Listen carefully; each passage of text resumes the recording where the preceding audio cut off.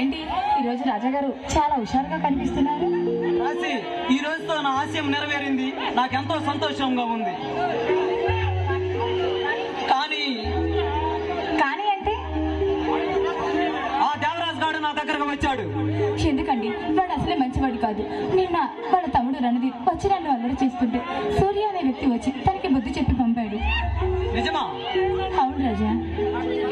రాసి అతి తక్కువ ఖర్చుతో విద్యుత్ తయారు చేసే విధానాన్ని కనుగొన్నాను నేను. ఆ ప్రయోగం సక్సెస్ అయ్యింది. నిజంగానా? నిజం రాసి. త్వరలో ఆ ఫార్మాలాని ప్రభుత్వానికి అప్పగిస్తాను. నా భరత్ మాత రుణం తీర్చుకుంటాను.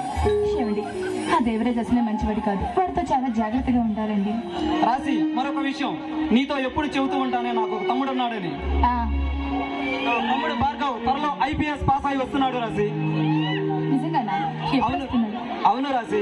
వచ్చే నెలలో ఈ అన్నను చూడడానికి పోలీస్ ఆఫీసర్ అయి వస్తున్నాడు రాసి. అలా అయితే మీ తమ్ముడు భార్గవ్ మీ ఫార్ములాకి మీకు కంటికి రెప్పలా కాపాడుకుంటాడన్నమాట. అవును రాసి. నాకెంతో సంతోషంగా ఉంది. ఈ సంతోష సమయంలో నిన్ను నా గట్టిగా బంధించాలని ఆశగా ఉంది. అబ్బా వదలండి, ఎవరైనా చూస్తారు. చూడ, నువ్వు కాబోయే భార్య భర్తలమే కదా. పెళ్ళయ్యే వరకు ఆగమంటున్నానండి. అబ్బా, ప్రేమలో ఉన్న విచిత్రమైన జబ్బు ఏమిటో కానీ ఓపిక ఉండదు, దాహము ఉండదు. అబ్బా, మీరు కొంతకాలం ఓపిక పట్టాలి. మన పెళ్లికి ముందుగా అడ్వాన్స్ గా ప్రేమలోకంలో అలా అలా తేలిపోదామా? ఎలా? నేను చెప్పనుగా ఇలా. అబ్బా,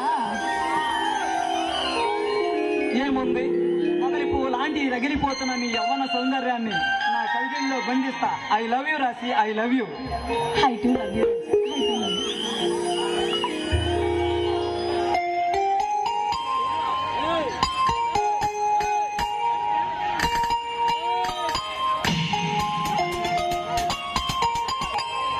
రేసు గుర్రం